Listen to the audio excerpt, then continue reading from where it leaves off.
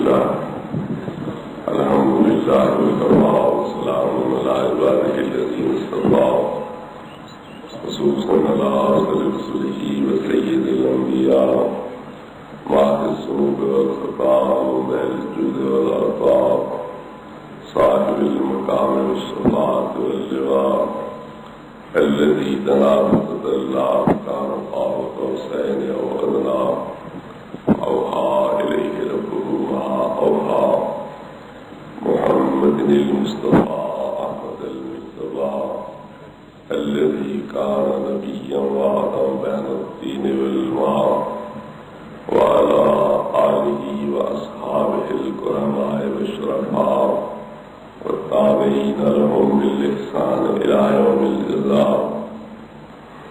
أما بعد أعوذ بالله من الشيطان الرجيم. بسم الله الرحمن الرحيم. يا أيها الناس اعبدوا ربكم الذي خلقكم والذين من قبلكم لعلكم تتقون. صدق الله مولانا العظيم وصدق رسوله النبي الكريم الأمين. إن الله وملائكته يصلون على النبي يا أيها الذين آمنوا صلوا عليه وسلموا تسليما. الصلاة والسلام عليك يا سيدي يا رسول الله وعلى آلك وأصحابك يا سيدي يا حبيب الله. الصلاة والسلام عليك يا رحمة للعالمين وعلى آلك وأصحابك يا شفيع المسلمين. الصلاة والسلام عليك يا إمام القبلتين وعلى آلك وأصحابك يا جد الحسن والحسين. میرے واجب الاحترام بزرگ اور بھائیوں، اللہ تبارک و تعالیٰ نے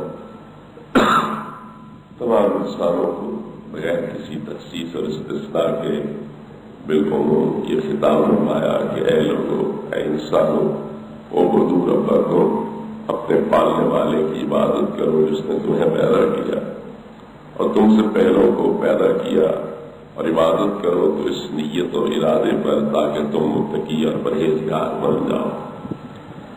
تو اللہ رب العزت کی عبادت یہ کئی طرح پر ہے. زبان کے ساتھ اس کی حمد و ثنا کی جائے، یہ زبان کی عبادت ہوئی. بدن کے ساتھ جس طرح نماز میں ہم قیام کرتے ہیں، رکوع کرتے ہیں، سجود کرتے ہیں، تو یہ بدنی عبادت ہوئی.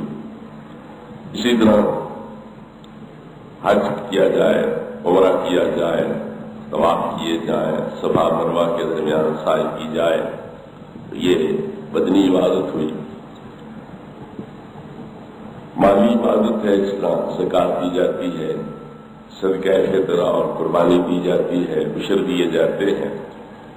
تو یہ تین طرح کی عبادات ہوئی: بدنی، مالی اور لسانی.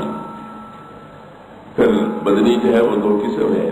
ایک ہے افعال ادا کرنا، کچھ کام کرنا، کچھ ہے دور رہنا، اپنے آپ کو روکنا، پرہیز کرنا.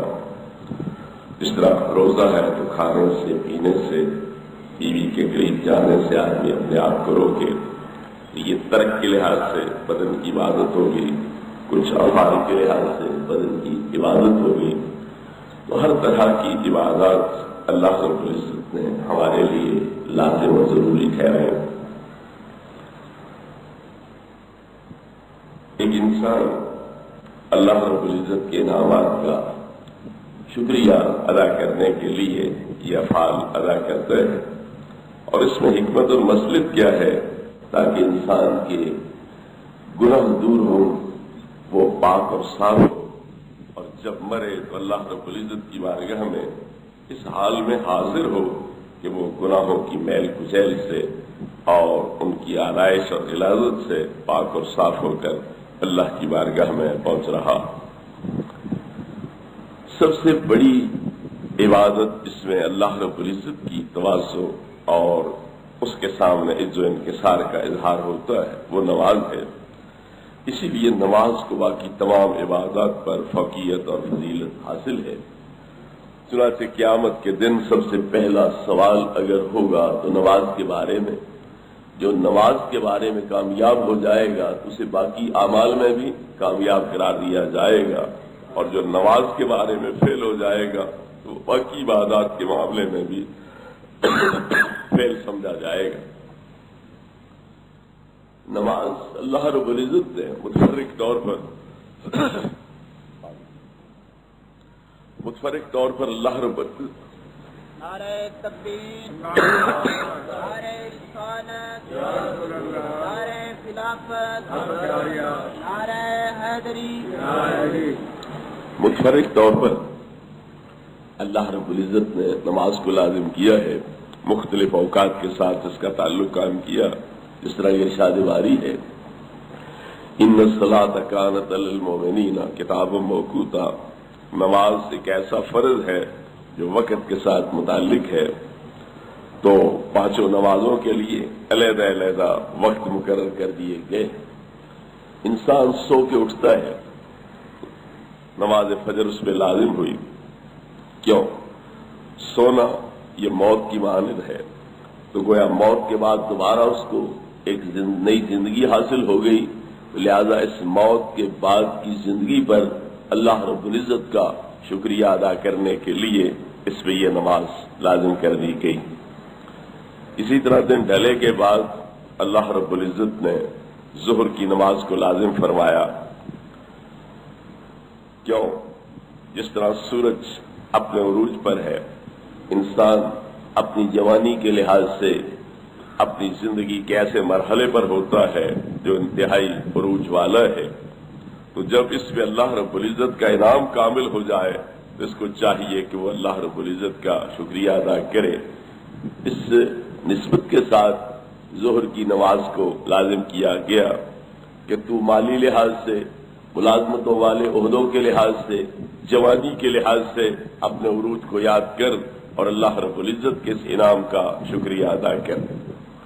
اسی طرح صبح سے ظہر تک آدمی دنیا کے کام کاج کے اندر مصروف اور مشغول ہوتا ہے، تو پھر دنیا اپنا اثر دکھلاتی ہے اپنی میل کچیل کے ساتھ، اس کے دل کو، اس کے دماغ کو آلودہ کرتی ہے، تو پھر اسے چاہیے کہ یہ واپس اللہ رب العزت کی بارگاہ میں آئے اور اس کے حضور اپنا ماتھا زمین نیاز پہ رکھے، عز و نیاز کا مظاہرہ کرے، تاکہ اللہ رب العزت کے انوار و تجلیات سے جو میل اور کچیل اس کے دل پہ، دماغ پہ چھائی ہے، دنیا کے جو اثرات اس میں مترتب ہوئے ہیں، وہ دور ہو جائے،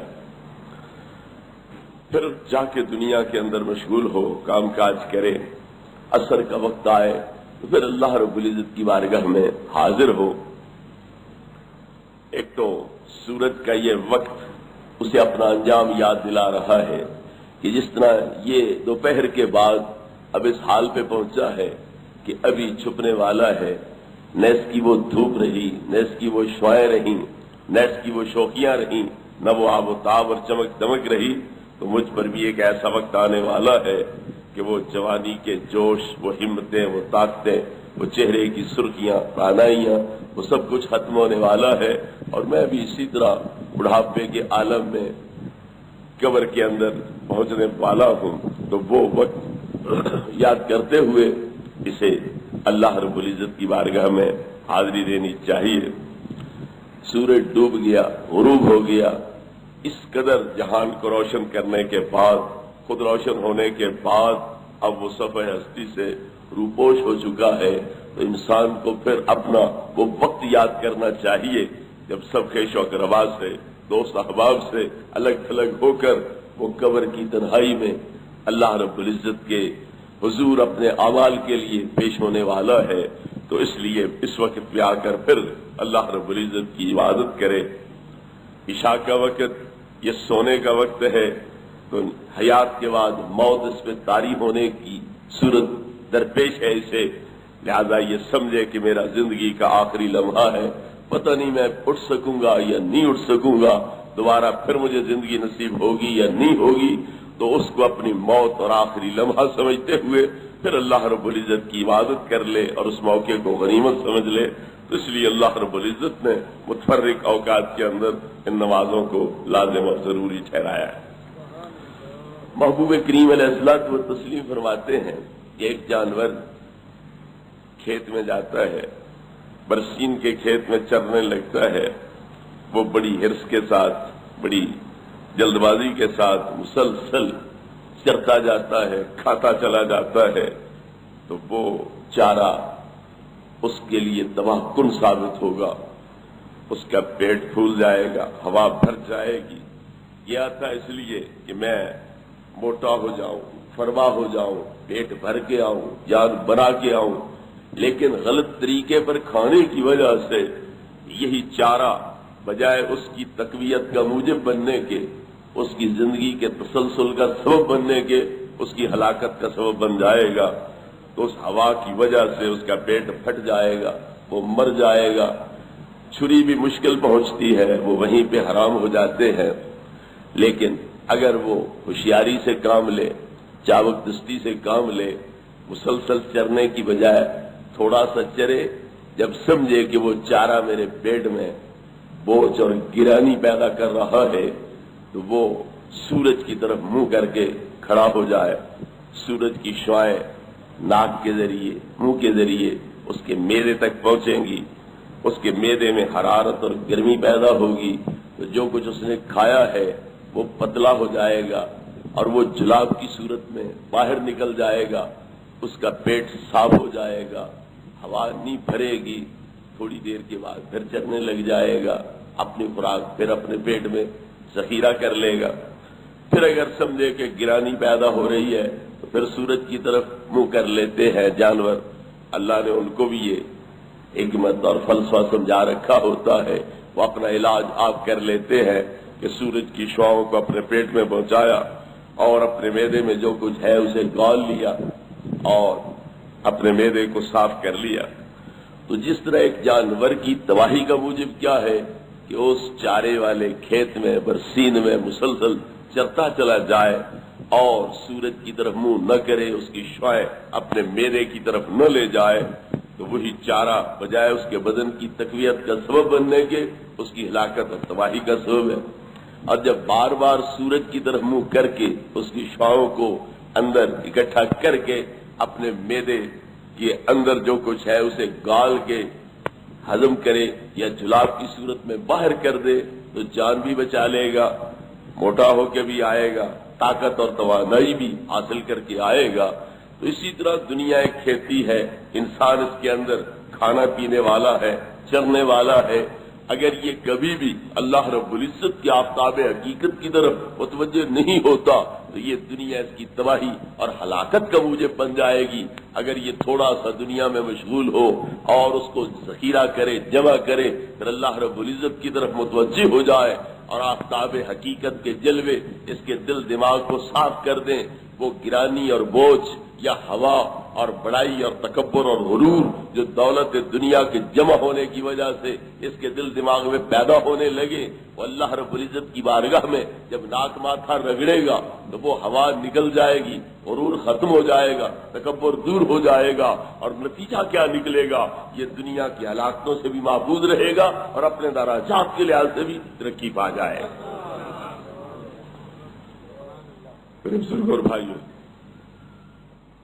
اللہ رب العزت کے ہاں نماز سے بڑھ کر کوئی عبادت نہیں ہے، اسی لیے اللہ رب العزت نے اپنے فرشتوں کو اپنی عبادت کے اندر مصروف رکھا ہوا ہے۔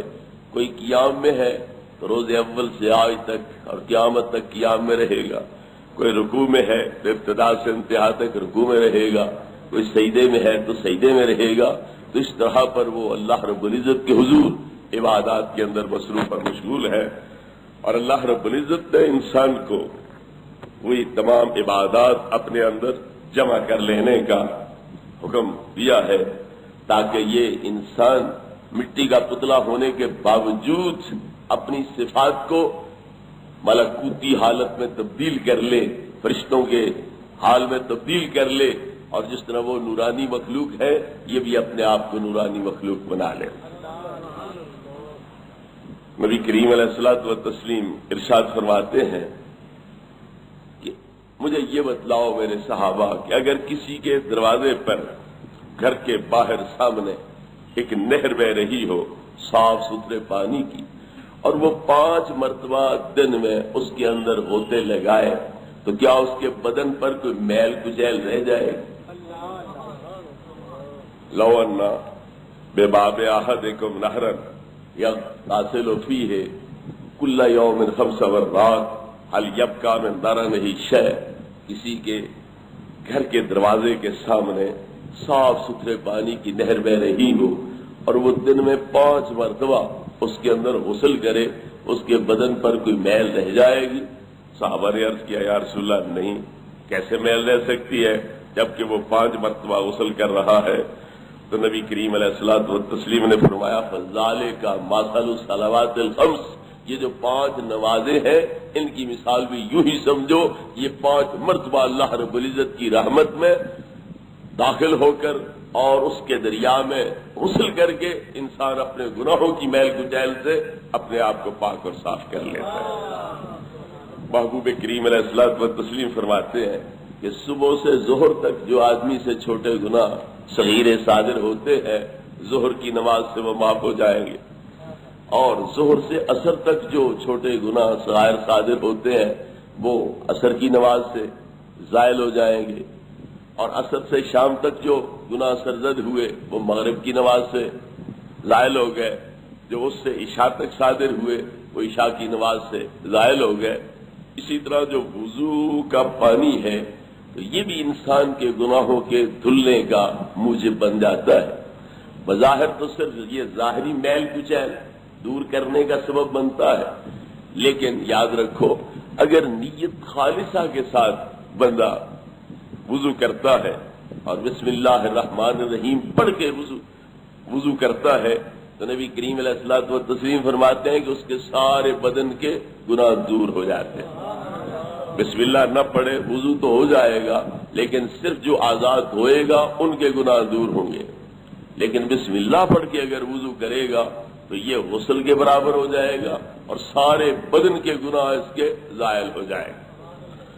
تو جب بندہ منہ دھوتا ہے، کلی کرتا ہے، تو جو زبان کے گناہ صغائر ہیں وہ کلی کی صورت میں باہر آ گئے، چہرہ دھویا تو پھر جو چہرے کے آنکھوں کے گناہ ہیں وہ زائل ہو گئے، ہاتھ دھوئے تو جو ان کے گناہ ہیں وہ زائل ہو گئے، پاؤں دھوئے تو جو پاؤں کے گناہ ہیں وہ زائل ہو گئے۔ تو اس طرح بندہ پاک صاف صرف وضو کے ساتھ ہی ہو جاتا ہے۔ یہی وجہ ہے کہ ہمارے امام اعظم رضی اللہ تعالی عنہ نے وضو کا پانی جو اعضاء سے الگ ہو کے گرتا ہے اس کے بارے میں 3 قول کیے۔ وہ پاک ہے مگر پاک کر نہیں سکتا، خود پاک ہے مگر دوبارہ بندہ اسے وضو میں استعمال کرے تو اس سے وضو نہیں ہو سکتا، طاہر ہے مطہر نہیں ہے، پاک نہیں کر سکتا۔ دوسری صورت یہ ہے کہ پاک ہے مگر پاک نہیں ہے، نجس ہے لیکن نجس نجاست خفیفہ کے طور پر ہے، پاک نہیں ہے نجس ہے لیکن نجس نجاست خفیفہ کے طور پر ہے۔ نجاست خفیفہ کا مطلب یہ ہوتا ہے کہ اگر تمہارے کپڑے کے انسلے حصے پر وہ لگ جاتی ہے 1/4 حصے تک بھی تو تم نماز پڑھ سکتے ہو اس کے ساتھ۔ جو انسلا حصہ ہے، چادر ہے، ڈوری ہے، تو ایک حصے کا 1/4 حصہ ہوا، پوری چادر کے 8ویں حصے تک اگر وہ لگ جائے تو اس کے ساتھ تمہاری نماز جائز اور صحیح ہو جائے گی۔ یہ نجاست خفیف ہے۔ نجاست غلیظہ یہ ہے کہ ہتھیلی میں پانی رکھو، ہتھیلی پھیلا کے، تو جتنی جگہ پر پانی ٹھہر سکتا ہے اتنی جگہ تک وہ لگے تو نماز جائز ہوگی، اس سے زیادہ ہو تو پھر جائز نہیں ہوگی۔ یا مقدار کے لحاظ سے درم کی مقدار 3.25 ماشے کی مقدار اگر لگ جائے جس طرح گوبر وغیرہ تو اس صورت میں جائز ہوگی، اس سے زیادہ ہوگی تو پھر عبادت جائز اس کے ساتھ نہیں ہوگی۔ تو دوسرا قول یہ ہے کہ یہ پانی نجس ہے مگر نجاست خفیفہ کے طور پر، اگر انسلے کپڑے کے حصے میں چوتھائی تک وہ لگ جائے تو نماز درست ہوگی۔ اور تیسرا قول یہ ہے کہ نجس بھی ہے اور نجاست غلیظہ کے حکم میں ہے، یعنی درم جتنا اگر لگ جائے گا تو کپڑے پلید ہو جائیں گے۔ تو یہ بڑی حیرانگی کی بات ہے کہ ایک ہی پانی ہے، ایک ہی چیز ہے، اس کے بارے میں اس امام نے 3 قول کر دیے۔ وہ پانی پاک ہے، طاہر ہے، مطہر نہیں ہے، نجس ہے نجاست خفیفہ کے ساتھ، یا نجس ہے نجاست غلیظہ کے ساتھ۔ بظاہر ایک مذاق بنتا ہے کہ عجیب امام ہے، عجیب سوچ ہے کہ ایک چیز کے بارے میں 3 قول ہے، 3 نظریات ہیں۔ لیکن حضرت شیخ عبد الوہاب شارانی علیہ رحمت فرماتے ہیں کہ یہ خالی عالم نہیں ہے، ساتھ صوفی بھی ہے، زاہد بھی ہے، ولی بھی ہے، اور دل میں ان کی اللہ رب العزت نے ایک اور آنکھ بھی رکھی ہے جو ظاہری آنکھیں نہیں دیکھ سکتی، ان حقائق کو دیکھنے والی آنکھ بھی اللہ نے ان کو عطا کر رکھی ہے۔ اس لیے انہوں نے یہ 3 قول کیے ہیں۔ وہ صرف پانی کو نہیں دیکھ رہے، پانی استعمال کرنے والے لوگوں کو بھی دیکھ رہے ہیں۔ وہ کیسے لوگ ہیں جو اس پانی کو استعمال کرتے ہیں؟ اگر کبیرے گناہوں والا استعمال کرے گا تو یہ پانی نجس ہو جائے گا نجاست غلیظہ کی صورت میں۔ اگر صغیرہ گناہ والا اس پانی کو استعمال کرے گا تو یہ نجس ہو جائے گا نجاست خفیفہ کے طور پر۔ اور جس نے کوئی گناہ نہیں کیا اس دوران، اگر وہ اس پانی کے ساتھ وضو کرتا ہے تو اب گناہ ہے ہی کوئی نہ جو دھل کے اس کے اندر شامل ہوئے ہے، اس لیے یہ پانی پاک تو رہے گا، لیکن چونکہ ایک عبادت کے لیے اس کو استعمال کیا گیا ہے لہذا اس میں نجاست حکمی آ جائے گی، یہ مطہر نہیں رہے گا۔ آگے دوبارہ وضو میں استعمال کرو، غسل میں استعمال کرو تو غسل جنابت یا وضو کے لیے یہ جائز نہیں ہے۔ پی لو تبرک کسی کا، جائز ہو جائے گا، کپڑے دھو لو وہ پاک ہو جائیں گے، جانوروں کو پلا دو جائز ہو جائے گا، تو طاہر رہے گا، مطہر نہیں ہوگا۔ تو یہ 3 حکم اس لیے ہیں۔ تو نبی کریم علیہ الصلوۃ والتسلیم نے ارشاد فرمایا یہ وضو ہی جو ہے یہ انسان کے ان گناہوں کو دھو دیتا ہے۔ اب پہلے میں عرض کر رہا تھا کہ ایک نماز سے دوسری نماز تک جو گناہ صادر ہوتے ہیں تو پچھلی نماز اسے دھو دیتی ہے۔ ادھر وضو سے دھل جاتے ہیں، تو جب وضو سے دھل گئے تو نماز کیا کرے گی؟ اسی طرح نماز سے دھل گئے تو نبی کریم علیہ السلام فرماتے ہیں ایک جمعے سے لے کر دوسرے جمعے تک جو غلطیاں کوتاہیاں ہوتی ہے تو دوسرا جمعہ ان کا کفارہ بن جائے گا، اس سے وہ دور ہو جائے گا۔ ایک رمضان سے دوسرے رمضان تک جو غلطیاں کوتاہیاں ہوئی ہیں تو پچھلا رمضان پہلی غلطیوں کوتاہیوں کو دھو دے گا، زائل کر دے گا۔ تو جب وضو سے دھل گئی تو نماز کیا کرے گی؟ نمازوں سے دھل گئی 5 وقتہ نمازوں سے تو جمعہ کیا کرے گا؟ جمعے کے ساتھ دھل چکی ہے تو پھر رمضان کیا کرے گا؟ تو مطلب یہ ہے کہ اگر گناہ ہوں گے تو نمازوں سے دور ہو جائیں گے، نہیں ہوں گے تو درجات کی ترقی حاصل ہو جائے گی، اگر ہوں گے تو جمعے کے ساتھ دور ہو جائیں گے، نہیں تو جمعہ ترقی درجات کا ذریعہ بن جائے گا، اگر ہوں گے تو رمضان سے دور ہو جائیں گے، نہیں تو رمضان ترقی درجات کا ذریعہ بن جائے گا۔ تو مطلب یہ نہیں کہ صرف گناہ دور کرنے والا کام ہے ان کا اور کام ہی کوئی نہیں ہے، اگر گناہ ہے تو گناہوں کا کفارہ بنیں گے اور نہیں ہے تو درجات کی ترقی کا ذریعہ بنتے چلے جائیں گے۔ حضرات محترم، تو یہ وضو صرف دنیا کے اندر ہی ہمارے لیے اس فائدے کا موجب نہیں، ہمارے گناہوں کے دھلنے کا سبب نہیں، بلکہ قیامت کے دن بھی ہمارے لیے ایک امتیازی شان کا سبب بن جائے گا۔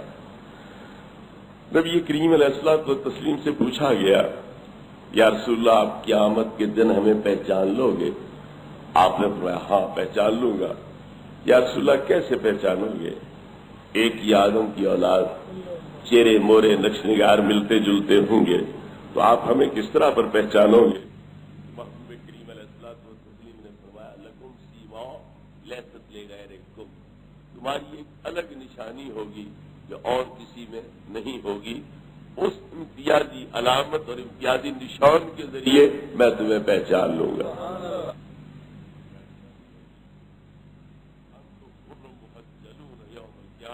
من آثار الوضو، تم وضو کی وجہ سے قیامت کے دن 5 کلیان گھوڑوں کی طرح بنے ہوئے ہوگے. ایک گھوڑا ہے سارا کالا مشکا، اس کا ماتھا بھی سیاہ، اس کی گردن کے بال بھی سیاہ، دم بھی سرے تک سیاہ، سم بھی سارے کالے، اس کے کسی جگہ سفیدی کا نام نشان نہ ہو.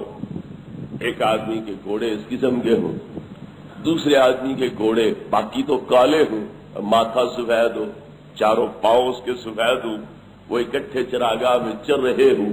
تو پھر جس کے گھوڑوں کے ماتھے سفید ہے، پاؤں چاروں سفید ہے، کیا وہ اپنے گھوڑوں کو دوسروں سے الگ نہیں کر سکے گا؟ پہچان نہیں سکے گا کہ میرے کون سے ہیں دوسروں کے کون سے ہیں؟ صحابہ نے عرض کی یا رسول اللہ، یہ تو واضح نشان جو موجود ہے تو کیوں نہیں الگ کر سکے گا، کیوں نہیں پہچان سکے گا؟ فرمایا انتم غر محجلون یوم القیامت من آثار الوضو، تم بھی قیامت کے دن وضو کی برکت سے اسی طرح نورانی ہوگے. تمہارے چہرے نور، تمہارے ہاتھ نور، تمہارے پاؤں بھی نور ہوں گے، اس طرح پر تم پہچانے جاؤ گے. تو وضو تو دوسری امتیں بھی کرتی ہیں، مگر وہاں یہ نورانیت نہیں ہوگی. یہ نورانیت ہوگی بھی اس نور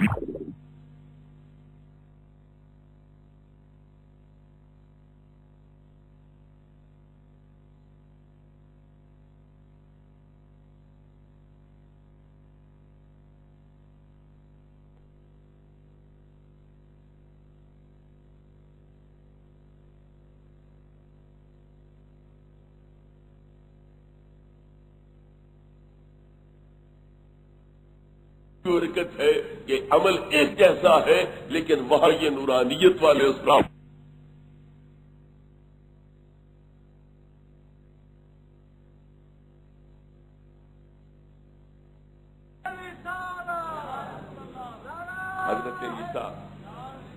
حضرت عیسیٰ علیہ السلام کی امت کے لوگ جب ماحول اور معاشرے سے تنگ آئے، بدعملیوں سے، بد کرداریوں سے تنگ آئے، ماحول ان کو ناپسند آیا اور انہوں نے دیکھا کہ ہمارا بات نصیحت کرنا بے سود ہے، بلکہ ہم خود بھی ان کے ساتھ مل کے گناہوں میں غرق ہو جائیں گے اور عاقبت آخرت اپنی تباہ کر بیٹھیں گے. تو وہ جنگلوں میں چلے گئے، عبادت خانے بنا لیے، لوگوں سے لیک سلیک ترک کر دی، اچھا کھانا پینا ترک کر دیا، شادی بیاہ رہبانیت انہوں نے اختیار کر لی. اللہ رب العزت فرماتا ہے وَرَهْبَانِيَّةً ابْتَدَعُوهَا مَا كَتَبْنَاهَا عَلَيْهِمْ، رہبانیت انہوں نے خود گھڑ لی، اختیار کر لی اپنی طرف سے، ہم نے ان پر لازم نہیں کی تھی. انہوں نے رہبانیت کو کیوں اختیار کیا؟ إِلَّا ابْتِغَاءَ رِضْوَانِ اللَّهِ، اللہ کی رضا حاصل کرنے کے لیے.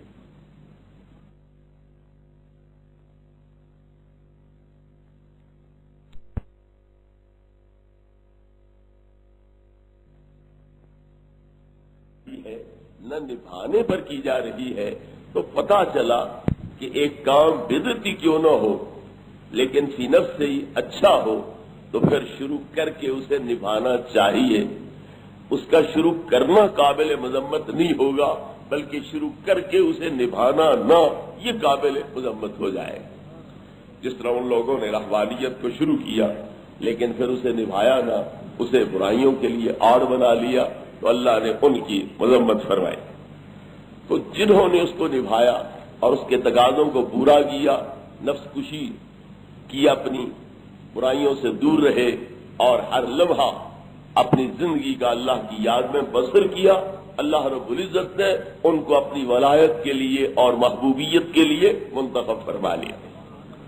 انہی میں سے ایک جنید نامی شخص ہے جس کے بارے میں نبی کریم علیہ الصلوۃ والتسلیم نے بتلایا کہ ان کی امی ملاقات کے لیے گئی جنگل میں، اس کے عبادت خانے کے پاس وہ بالا خانہ پر ہے، وہ ماں نیچے کھڑی ہو کے اسے پکار رہی. کس طرح پکارتے وقت اس نے انداز اختیار کیا تو سرکار نے وہ سارا نقشہ کھینچ کے بتلایا کہ ماتھے پہ ہاتھ رکھ کے اس طرح وہ اونچا کر کے وہ نیچے کھڑی ہو کے یا جریب، ادھر میری ماں مجھے پکار رہی ہے، ادھر میں تیری نماز پڑھ رہا ہوں، تو میں کروں تو کیا کروں؟ دل میں خیال آیا کہ تو نماز جاری رکھ. نماز پڑھتا رہا. ماں کو غصہ آیا، جلال آ گیا کہ یہ آتا نہیں میری زیارت کے لیے، ملاقات کے لیے. اب میں چل کے آئی ہوں تو اوپر سے جھانکا ہی نہیں، چہرہ ہی اوپر سے دکھا دیتا، اتنا ہی نہیں تکلف سے نے گوارا کیا. تو میری پرورش اور تربیت کا حق کس نے نظر انداز کر دیا، مجھے کوئی اہمیت ہی نہیں دی ہے. تو بد دعا دی کہ خدایا لا تمتہ حتی تریہ وجوہ الممسات، خدایا یہ مرے نہیں جب تک کہ زناکار عورتوں کا منہ نہ دیکھ لے. ماں نے بد دعا بھی دی ہے، لیکن بد دعا میں بھی پھر وہ شفقت جو ہے ماں والی اس کو ملحوظ رکھ کے بد دعا دی ہے. اگر یہ کہہ دیتی کہ اس وقت تک نہ مرے جب تک کہ بد کردار عورتوں کے جال میں پھنس نہ جائے، وہ برائی میں بھی مبتلا ہو سکتا تھا. اللہ ضرور اس کی دعا قبول فرما لیتا، وہ برائی بھی کر سکتا تھا، لیکن صرف اتنی دعا دی کہ یہ اس وقت تک نہ مرے جب تک کہ بد کردار عورتوں کا منہ نہ دیکھ لے. اب اس علاقے کے وڈیرے نے ایک بدماش عورت کو سمجھایا کہ تو اس صوفی کو قابو کر، اسے اپنے جال میں پھنسا تاکہ 4 دن ہنسی مذاق میں گزرے، خوش طبی میں گزرے، رونق میلہ لگا رہے. وہ چکر لگاتی رہی، اپنی طرف مائل کرنے کی کوشش کرتی رہی، لیکن جریج اس کے قابو میں نہ آئے، اس کے جال میں نہ پھنسے. اس نے کسی چرواہے سے بدماشی کی، حمل ٹھہر گیا، نام جریج کا لے دیا کہ اس نے میری عزت لوٹی ہے، میرے ساتھ بد پھیلی کی ہے اور یہ حمل اس کا ہے. اب پٹیرے نے اپنے آدمی بھیجے، جاؤ جریج کو پکڑ کے لے آؤ. وہ نیچے کھڑے ہو کے پکارتے رہے، جریج نے سنی انسنی کر دی، اللہ کی عبادت میں مصروف رہے. جب انہوں نے دیکھا کہ جریج اپنے طور پر تو اترتا نہیں ہے، انہوں نے بیل سے کدالیں وغیرہ لے کے اس کی بنیادوں کو کھوکھلا کرنا شروع کیا. جب وہ مکان لرزنے لگا تو جریج نے نیچے دیکھا، جھانکا تو مکان تو جا رہا ہے، گر رہا ہے. پوچھا کہ تم یہ حرکت کیوں کر رہے ہو، کس چیز کی سزا مجھے دے رہے ہو؟ تو انہوں نے کہا کہ تو بدماش ہے، بدماش ہے، غنڈا آدمی ہے اور یہ جال لگائے ہوئے ہے، آ نیچے.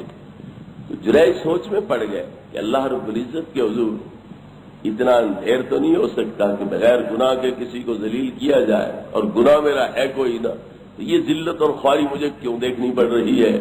سوچا میری ماں آئی تھی، بلاتی رہی، میں نے اس کی زیارت نہیں کی، اس کے بلانے پر اسے چہرہ نہیں دکھلایا، وہ بد دعا دے گئی ہوگی.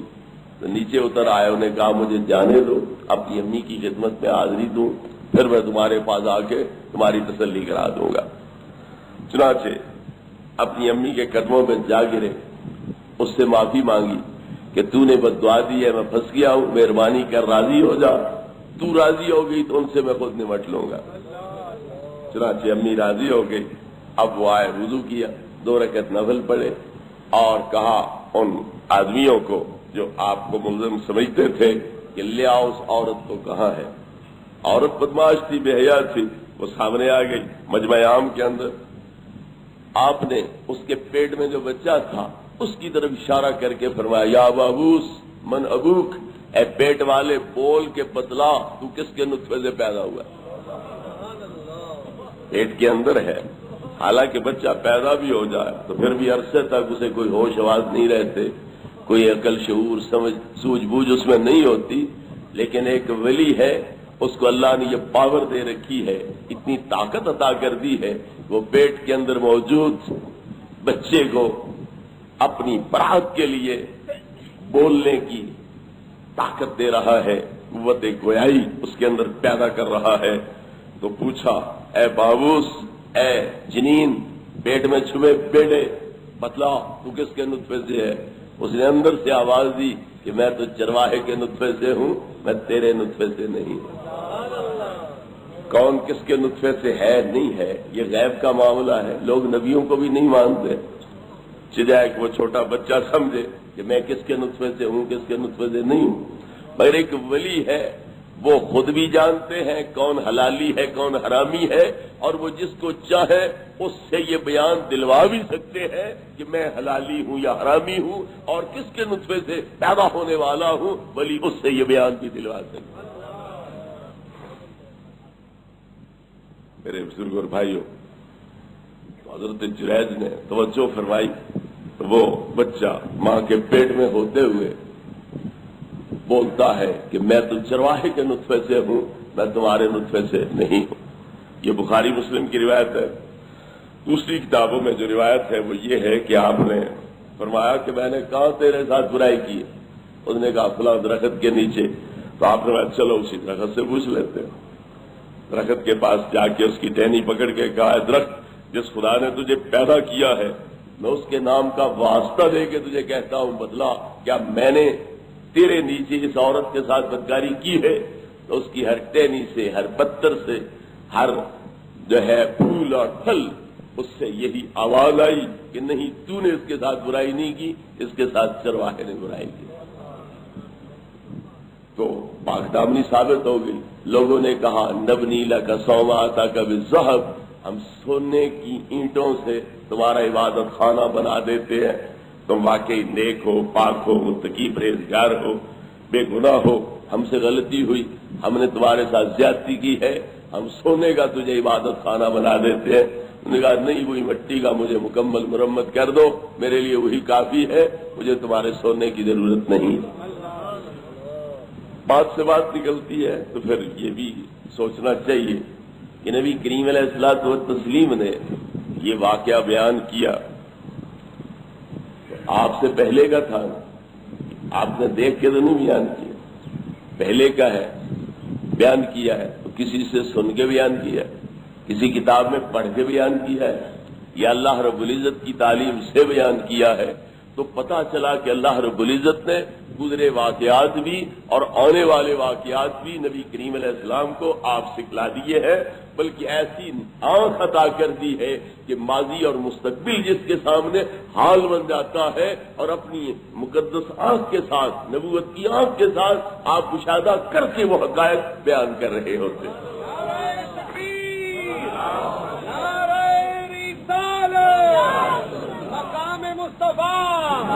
نظام مصطفیٰ، حضور کی ذات پاک تو بہت بلند ہے، آپ کے غلاموں کی شان یہ ہوتی ہے، آنکھ غافل نیست از حق یک نفس، ماضی و مستقبلش حالست و بس، جو ایک لمحے کے لیے اللہ کی یاد سے غافل نہیں ہوتا ہے، ہر لمحہ اللہ کی یاد میں گزارتا ہے، اللہ ماضی بھی اس کے لیے حال بنا دیتا ہے اور مستقبل بھی اس کے لیے حال بنا دیتا ہے۔ وہ حال کے آئینے میں ابتدا تک تمام واقعات اور انتہا تک تمام واقعات وہ اپنی آنکھ سے دیکھ رہا ہوتا ہے اور مشاہدہ کر کے بیان کر رہا ہوتا ہے۔ عرض کرنے کا مقصد یہ تھا کہ جریج وضو کرتا ہے، حضرت عیسیٰ کی امتیوں میں وضو ہے، موسیٰ علیہ السلام کی امتیوں میں وضو ہے، مگر چہرے اور ہاتھ اور پاؤں روشن ہوں گے تو صرف پیارے مصطفیٰ صلی اللہ علیہ وسلم کی امت کے، تو پتہ چلا اس عمل کا بھی دخل ضرور ہے، پر اصل نوری نبی کی وجہ سے اس وضو میں یہ برکت آ گئی کہ آپ کی امت کا وضو ان کو نورانی بنانے کا سبب بن گیا۔ تو نبی کریم علیہ السلام نے فرمایا کہ تمہارے چہرے نور، ہاتھ نور، پاؤں قیامت کے دن نور ہوں گے، اس طرح پر تم پہچانے جاؤ گے۔ اور جب بندہ نفل پڑھتا ہے، فرض پڑھتا ہے، جس طرح کئی بار پہلے سن چکے ہو، تو نفلوں کے ذریعے اس کی تمام صفات نور بن جاتی ہیں، اس کے جو قوا ہے، دیکھنے کی قوت، سننے کی، سونگھنے کی، چکھنے کی، بولنے کی، ہاتھ پاؤں یہ نور بنتے ہیں، اور فرضوں کی برکت سے چوٹی سے ایڑی تک وہ پورا بندہ مجسمہ نور بن جاتا ہے، اور اللہ رب العزت پھر اسے گزری چیزوں کا بھی مشاہدہ کرا دیتا ہے اور آنے والی چیزوں کا بھی مشاہدہ کرا دیتا ہے، بلکہ جب وہ سراسر نور بن جاتا ہے تو پھر باطنی طور پر اسے اپنی ذات کا بھی دیدار کرا دیتا ہے اور اپنی ذات کے جلوے بھی اس کو دکھلانے لگ جاتا ہے۔ اللہ رب العزت اپنی عبادات کی توفیق عطا فرمائے، غفلتوں سستیوں سے محفوظ معصوم فرمائے۔ چندہ بھی جمع کس طرح جھولی کر رہی ہے نا،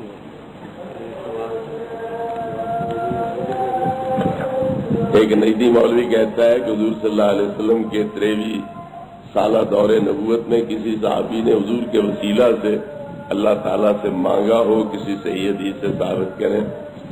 یہود و نصارہ پر اللہ لعنت فرمایا کہ انہوں نے انبیاء کی قبروں کو مسجد بنا لیا، اور جب ان میں کوئی مرد صالح مر جاتا تو وہ اس کی قبر پر تصویریں بناتے۔ ان احادیث کا عاشقان رسول کو بھی مصداق ٹھہرایا جاتا ہے، اور یہ لوگ قبروں پر جا کر دعائیں بھی مانگتے ہیں۔ قبروں پر جا کر دعائیں مانگنا یہ تو خود حکم ہے۔ نبی کریم علیہ السلام نے فرمایا کہ الا فزوروہا، میں نے تمہیں پہلے قبروں کی زیارت سے روکا تھا، اب میں حکم دے رہا ہوں کہ قبروں کی زیارت کیا کرو۔ اب قبروں کی زیارت کرو تو کیا ہوگا؟ تمہیں موت یاد آئے گی، دنیا سے تمہارا دل اچاٹ ہوگا، آخرت کی طرف مائل ہوگا، اس لیے قبروں کی زیارت کیا کرو۔ لیکن وہاں جا کے کہنا کچھ نہیں، سلام بھی دینا ہے، السلام علیکم یا اہل القبور، تو یہ دعا ہے کہ کوئی نہ؟ سلام ہو تم پر اے قبروں والو۔ پھر ساتھ یہ بھی ہے یغفر اللہ لنا ولکم ولسائر المؤمنین، اللہ ہمیں بخشے، تمہیں بخشے اور تمام مومنین کو بخشے، تو دعا ہے یا کوئی؟ یہ تو خود نبی پاک کے فرمان سے ثابت ہے، وہاں دعائیں مانگنا، اس لیے اس میں کیا حرج ہے؟ پھر قبر والا سنتا ہے، تو جس طرح زندگی میں کسی سے دعا کرائی جا سکتی ہے، وصال کے بعد اس کے پاس جا کے کہو دعا کرو اللہ ہماری یہ مشکل آسان کر دے، اس میں کیا حرج ہے؟ حضرت بلال ابن حارث صحابی رسول صلی اللہ علیہ وسلم بازار پر انوار پہ حاضر ہوئے، قحط ہے، بارش نہیں ہو رہی ہے، وہ حاضر ہو کے عرض کرتے ہیں یا رسول اللہ استسقِ لأمتک، اپنی امت کے لیے بارش کی دعا فرماؤ۔ بلال ابن حارث، ایک تو بلال حبشی ہے یا اور ہے، وہ بلال اور ہے، وہ عرض کرتے ہیں یا رسول اللہ امت کے لیے دعا کرو اللہ انہیں بارش عطا فرمائے۔ نبی کریم علیہ السلام خواب میں ملے، فرمایا بارش آ جائے گی، گھبراؤ نہیں، اور جا کے عمر فاروق کو میرا سلام بھی کہنا، اور انہیں کہنا ذرا نرمی برتو، زیادہ سختی میری امت پہ نہ کرو۔ بارش آ گئی، تو لہذا وصال شریف کے بعد اگر دعا کرنے کے لیے عرض کرنا ثابت ہے نبی کریم علیہ الصلوۃ والتسلیم سے، تو پھر آپ کے جو نائبین ہیں اور وارثین ہیں اولیاء کاملین، تو ان کی مزارات پہ جا کر بھی عرض کرنا وہ جائز اور صحیح ہے۔ اگر ان سے دعا نہیں کرائیں گے تو اللہ سے دعا کرائیں گے، خدایا تو دعا کر، شرم آنی چاہیے۔ دعا کرانا اللہ سے ممکن ہی نہیں، جو دعا اللہ سے کرائے گا اور دعا کے لیے کہے گا وہ پکا بے ایمان ہو جائے گا، کیونکہ اللہ دعا کرے گا تو کسی اور سے مانگ کے دے گا، اللہ کس کے آگے ہاتھ پھیلائے گا، کس سے مانگ کے تمہیں دے گا؟ تو دعا اللہ سے تو کرا نہیں سکتے ہیں، تو دعا پھر اللہ کے مقبولوں سے ہی کرائی جائے گی۔ اور یہی صحابہ کرام کی سنت ہے کہ وہ نبی کریم علیہ الصلوۃ والتسلیم سے ہر معاملے میں دعا کراتے تھے، بلکہ اللہ نے نبی پاک کو پابند کیا کہ ان کا کتنا اچھا عقیدہ ہے، جب آپ دعا کے لیے ہاتھ اٹھا دیتے ہو، ان کو دعا دیتے ہو تو ان کے دل ٹھنڈے ہو جاتے ہیں، انہیں سکون و قرار نصیب ہو جاتا ہے کہ بس نبی پاک کے ہاتھ اٹھ گئے، نبی پاک کی زبان سے ہمارے حق میں یہ جملے نکل گئے، ہمارا کام بن گیا، ہماری مشکل حل ہو گئی، ہماری حاجت پوری ہو گئی۔ تو ان کے کتنے اچھے عقیدے ہیں، لہذا صلی علیہم ان صلاتک سکن لہم، انہیں دعا دے کے رخصت کیا کرو، کیونکہ تمہاری دعا سے ان کے دل ٹھنڈے ہو جاتے ہیں، انہیں سکون و قرار مل جاتا ہے۔ تو لہذا دعائیں تو انہیں مقبول ہستیوں سے کرانی ہوتی ہے، تو زندہ سے بھی دعا کرا سکتے ہو، موت شدہ سے بھی کرا سکتے ہو، کیونکہ وہ سنتے ہیں۔ باقی رہ گیا یہ مسئلہ کہ یہودیوں پہ لعنت، نصارہ پہ لعنت، کیونکہ انہوں نے اپنے انبیاء کی قبروں کو مسجد بنا لیا تھا۔ تو قبر کو مسجد بنانے کا مطلب کیا ہوگا؟ یہاں تم ناک ماتھا نہ ٹیکو تو مسجد بن گئی۔ مسجد کا مطلب ہے سجدے کی جگہ، تو جب سجدہ کرو ہی کوئی نہ تو پھر اسے مسجد کہو گے؟ سجدہ جب کیا ہی تم نے کوئی نہیں تو یہ سجدے کی جگہ کیسے بن گئی؟ تو ان کو ملعون اس لیے ٹھہرایا کہ اتخذوا قبور انبیائہم مساجدا، انہوں نے پیغمبروں کی یا نیک بندوں کی قبروں کو سجدہ گاہ بنا لیا۔ تو سجدہ کرنا زندہ کو بھی حرام ہے اور شدہ کو بھی حرام ہے، لیکن سجدہ کوئی نہ کرے، سلام پیش کرے، ان کے لیے دعا کرے، ان سے دعا کرائے، یہ جائز اور صحیح ہے، اس میں کیا حرج ہے۔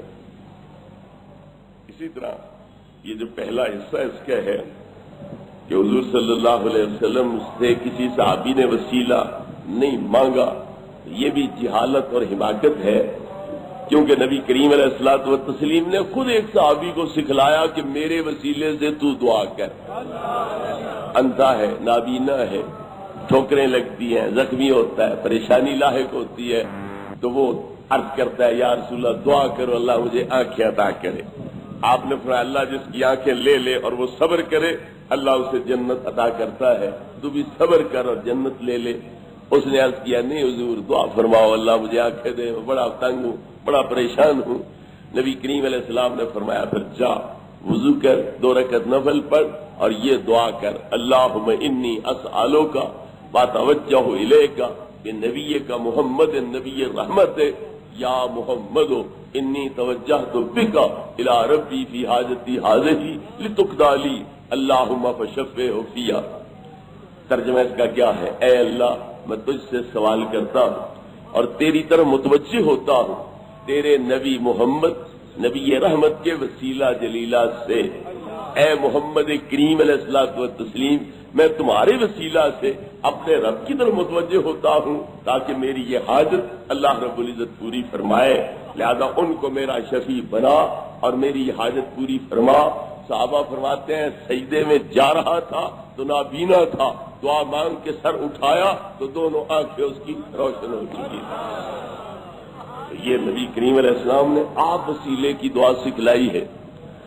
رہ گیا یہ مسئلہ کہ خود دعا نہیں کی، اسے طریقہ بتلا دیا ہے کہ تو آپ اس طرح دعا کر دے، تو کچھ حضرات کہتے ہیں کہ آپ نے ناراض ہو کر اس طرح کیا، اس کے مطالبے کو ناپسند کرتے ہوئے اس طرح کیا، کیونکہ آپ کا مقصد تھا صبر کرے جنت لے لے، اس نے بے صبری کا مظاہرہ کیا، تو یہ بات نہیں ہے، بلکہ نبی کریم علیہ السلام نے اپنی شان محبوبیت کا اظہار کیا، قیامت تک آنے والی امت کے لیے بھی ایک طریقہ جاری فرما دیا کہ اگر تمہیں کوئی مشکل درپیش ہو تو اللہ رب العزت کی بارگاہ میں میرا نام پیش کر دینا، تمہاری حاجت پوری ہو جائے۔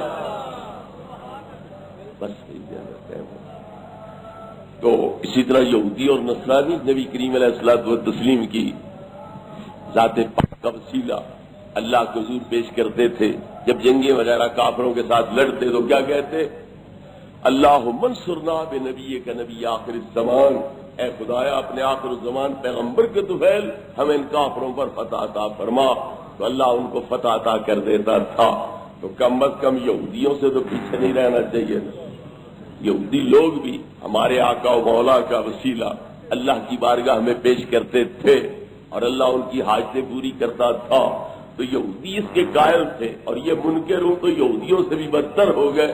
تو دعویٰ مسلمانی کا کرے آدمی اور عملاً بدتر یہودیوں سے بھی ہو جائے تو اس سے بڑی بدقسمتی اور شقاوت کیا ہو سکتی ہے؟ اللہ معاف فرمائے۔